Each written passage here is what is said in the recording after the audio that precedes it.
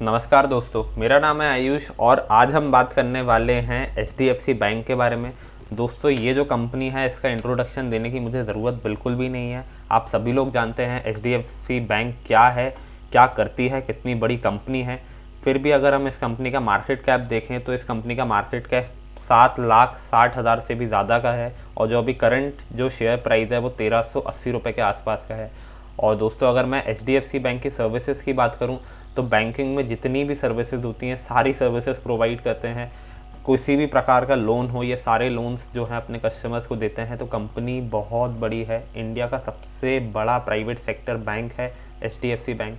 और आज हम इसी कंपनी के बारे में बात करने वाले हैं। हम इस कंपनी के टेक्निकल एनालिसिस की तरफ थोड़ा ज़्यादा फोकस करेंगे, चार्ट्स को देखेंगे और समझने की कोशिश करेंगे कि अभी इसमें कोई बाइंग बनती है कि नहीं। हम रीसेंट न्यूज़ के बारे में बात करेंगे कि HDFC बैंक में रिसेंटली क्या हो रहा था। एक नज़र हम फाइनेंशियल्स पे डालेंगे और देखेंगे कि कंपनी अभी पिछले कुछ टाइम से कैसा परफॉर्म कर रही है। तो चलिए दोस्तों, अब हम बात करना शुरू करते हैं HDFC बैंक के बारे में।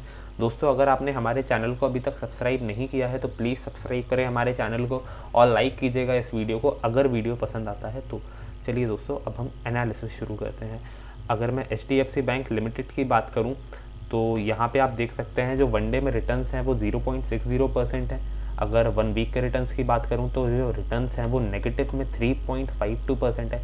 दोस्तों, ये जो 1 वीक में रिटर्न्स नेगेटिव में इसलिए हैं क्योंकि अभी आपको याद होगा कि फ्राइडे को ही 4 दिसंबर 2020 को एक न्यूज़ आई थी कि RBI ने HDFC बैंक को ऐसा बोला है कि अब ये कोई भी क्रेडिट कार्ड इशू नहीं कर सकते हैं अपने नए कस्टमर्स को।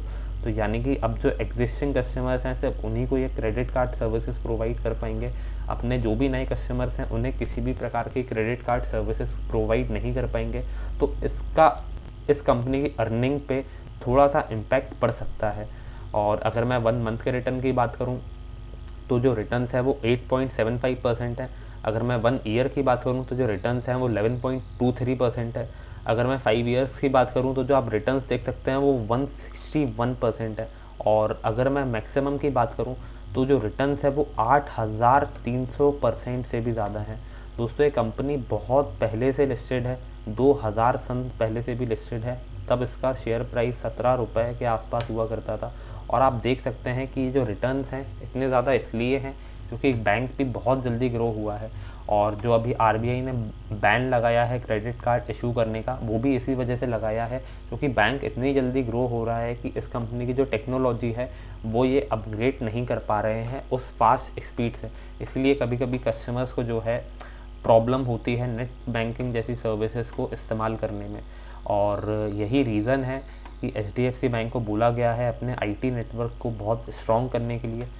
अब हम बात करते हैं इस कंपनी के फाइनेंशियल ट्रेंड के बारे में। तो यहाँ पे आप देख सकते हैं कि 2017 से डेटा दिखा रहा है यहाँ पे, और हर साल इस कंपनी ने ग्रोथ दिखाई है। और अगर हम इसकी एवरेज ग्रोथ देखें तो आप देख सकते हैं जो एवरेज ग्रोथ है वो 18 से 20% के आसपास की है। अगर मैं FY 19-20 के रेवेन्यूज़ की बात करूँ तो रेवेन्यूज़ 18% से भी ज़्यादा से बड़े हैं और प्रॉफिट 22% से बड़ा है अगर हम कंपेयर करें इसके पिछले साल से। तो डेफिनेटली कंपनी बहुत अच्छी है। इसलिए अगर हम टिकर टेप की इन्वेस्टमेंट चेकलिस्ट पे देखें तो आप देख सकते हैं कि इंट्रिंसिक वैल्यू से ज़्यादा हाई वैल्यूएशन पे ट्रेड हो रहा है, यानी कि एक्सपेंसिव है फंडामेंटली। लेकिन जो इनका चौथा पॉइंट है, एंट्री पॉइंट, जो टेक्निकल एनालिसिस से जो इनका इंडिकेटर है टेक्निकल एनालिसिस का, वहाँ पे दिखा रहा है कि जो स्टॉक की डिमांड है वो बहुत हाई है। तो इसी वजह से हो सकता है कि आने वाले समय में जो स्टॉक का प्राइस है वो ऊपर की तरफ चला जाए। अब हम बात करते हैं चार्ट्स के ऊपर HDFC बैंक के बारे में। तो दोस्तों, आप यहाँ पे देख सकते हैं जब ये न्यूज़ आउट हुई थी क्रेडिट कार्ड वाली, RBI ने जब मना किया था HDFC बैंक को क्रेडिट कार्ड इशू करने से, तो आप देख सकते हैं कि ये जो स्टॉक है थोड़ा सा डाउन गया था, 2-3% डाउन गया था। और यहाँ पे वॉल्यूम्स भी बहुत हाई थी। लेकिन अगले दिन ही इसने एक डोजी कैंडल बनाई और यहाँ पे थोड़ी सी रिकवरी दिखाई, थोड़ी मीडियम वॉल्यूम्स के साथ। और अब अगर मैं बात करूँ कि इस स्टॉक में हमारी पोजीशन क्या होनी चाहिए, तो इसको समझने के लिए हम लाइन चार्ट्स पे चलते हैं।